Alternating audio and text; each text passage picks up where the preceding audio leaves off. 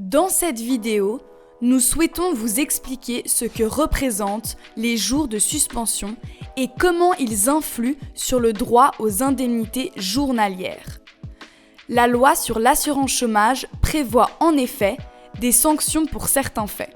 Si la personne sans emploi s'est retrouvée au chômage par sa propre faute, c'est-à-dire qu'elle a donné à son employeur un motif de résiliation du contrat de travail, ou bien qu'elle a résilié elle-même son dernier contrat de travail sans juste motif, la caisse de chômage doit, en vertu de la loi, prononcer des jours de suspension. Cependant, l'ORP peut également prononcer des jours de suspension si, par exemple, une personne ne fait pas suffisamment d'efforts dans ses recherches d'emploi ou ne respecte pas les obligations de contrôle.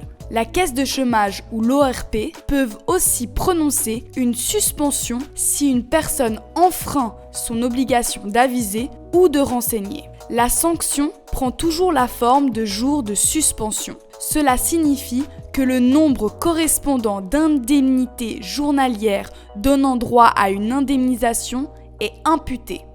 Dans cet exemple, l'assuré a été suspendu de son droit aux indemnités journalières pour 10 jours.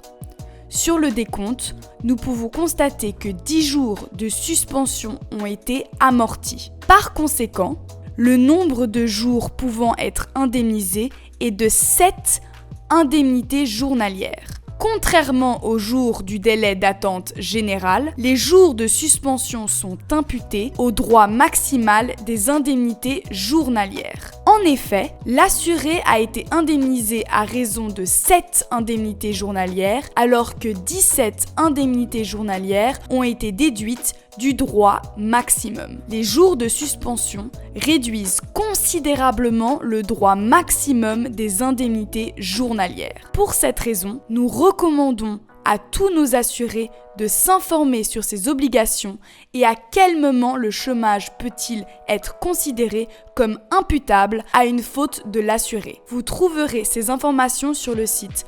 www.sansemploi.ch.